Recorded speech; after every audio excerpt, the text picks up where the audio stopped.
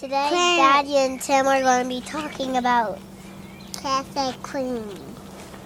Hey y'all, we're back in the original Mr. Maple garden. We call this one Maplewood Gardens, and we're going to be talking about a Japanese maple that you probably have heard of before, but you definitely should be growing in your garden. That is Acer palmatum Crimson Queen. I'm Tim, this is Matt. Welcome to the Mr. Maple Show. This video is a classic, and we had to do an update on this video with better audio, better visuals, since Brian's out here knocking it out with some great editing. And great photography. Yeah. Oh my goodness. If you hadn't looked at the photography on Mr. Maple lately, go check it out. Crimson Queen is a classic Japanese maple. This is a plant, when people go ask for a Japanese maple, they often say, hey, I want a Crimson Queen. There's something to be said about what's in a name, and maybe it's because this one's easy to pronounce, so people could say Crimson Queen, but it's one of the most popular Japanese maples to date. It's probably one you've seen in a garden center near you, but it's a classic Japanese maple that you definitely should be growing in your landscape. Now we're here in early spring, we're actually just hitting April, and you can see some of the dark maroon foliage that this Crimson Queen has. It goes through some amazing changes where it's going to hold that color pretty well through the spring and summer, but it goes through some amazing, almost bright pinkish reds in the fall as well. I like to use Crimson Queen where it gets a little protection from the hot afternoon sun. The neat thing I like about Crimson Queen is when you use a more shaded location, when you're looking for a Japanese maple with a red weeping habit, it's one of the best at holding its color throughout the season in that more shaded location. Crimson Queen's a classic though because it has a little more picked up red, and it nicely has a very nice laterally branching habit. So it's not one that has a straight down weeping habit, although it does weep and cascade, making that umbrella. It has a lot of lateral growth, so it'll often grow wider than it does tall. Now we always give a time frame for how big Japanese maples get. A lot of people say, well, why do you give a time frame? Because we want to give you the most honest answer possible for a Japanese maple. You know, Japanese maples, if they're happy and healthy, they'll outlive us all, literally everyone you know. A healthy Japanese maple can live to be well over 100 years old. I've seen a 400-year-old Japanese maple, so it certainly, if it's happy and healthy, will outlive everybody. So we always try to give a time frame. This is actually one of the oldest Japanese maples. I should say it probably is the oldest cultivar of a Japanese maple in this garden. This tree's been here over 25 years. It's a beautiful established plant. I've probably been saying that for a few years too. It's probably closer to 35 years at this point. Yeah, this one was planted probably in the early, mid to late 80s, to maybe early 90s. Yeah. And as you see here, so it might be closer to 40 years at this point. For red weeping laceleaf, it's still about the size of some of the ones that we planted 15 years ago. It's a nice slow growing tree. Typically in 10 years, we list Crimson Queen at 3 to 4 feet tall by about 5 feet wide, making that low cascading umbrella shape. So that gives you a good height expectancy. Now, to reiterate, this one, I'm 40 right now. This tree's probably been here my whole life, so it's probably getting close, if not very close to that 40-year age range. One of the things I really like about this plant is it's often used as a foundational planting, which is perfect for that short, low, wide spreading habit, because it'll often fit under a lot of windowsills and really cascade and make that nice umbrella red Japanese maple at the entranceway to your home. Now it's definitely one that's going to get a little wider than tall, so give some room for shape, and you're going to love this one as it matures. Crimson Queen is a classic Japanese maple. It was introduced by the Vercade family, who's named so many interesting Japanese maples.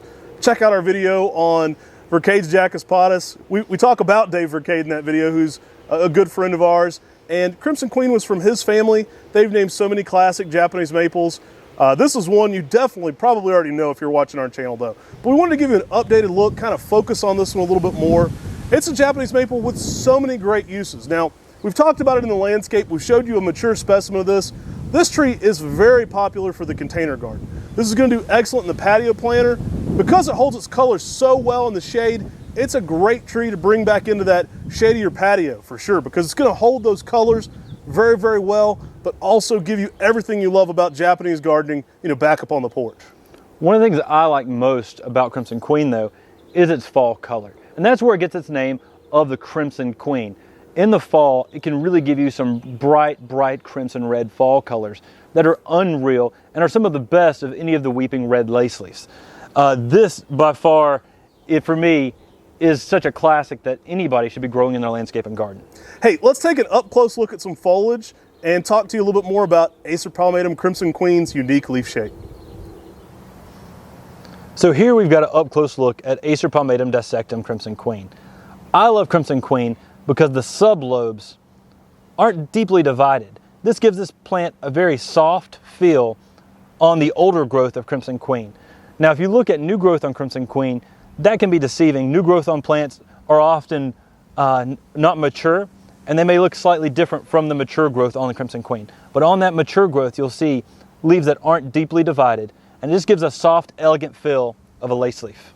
Yeah, it makes it really unique amongst lace leaves. It's one of the easier ones to pick out from the leaf shape. Oftentimes people will ask us to identify plants, and it may not even be possible. We'll always try to give an educated guess, but Crimson Queen is one of those red lace leaves that stands out a little bit for its uniqueness on that lobes like Tim was talking about. And once you learn what to look for that, it really makes it easy to distinguish it from other Japanese maples lace leaves that may be red. Hey, thanks for watching our video on Crimson Queen. If you haven't already, like, subscribe, and share.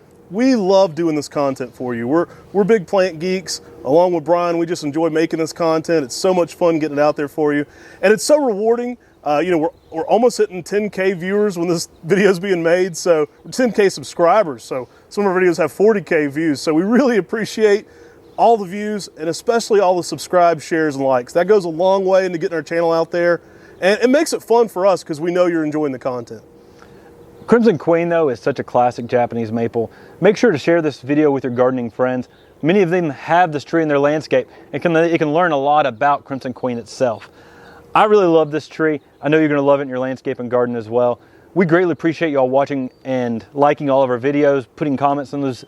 We read all of our comments, and it's awesome to see all of our subscribers and friends out there just commenting away, telling us and encouraging us to do more and more videos. We're starting to build a great community in that comment section. So it's a great place to ask questions. It's a great place to make suggestions for future videos or just interact with other Japanese maple collectors. So we really appreciate that. Hey, sign up for our weekly emails on MrMaple.com. We're always adding new plants there. So we hope you enjoy that. Either Tuesdays or Fridays, there's always something new coming to Mr. Maple. Take care. God bless. And have a great day.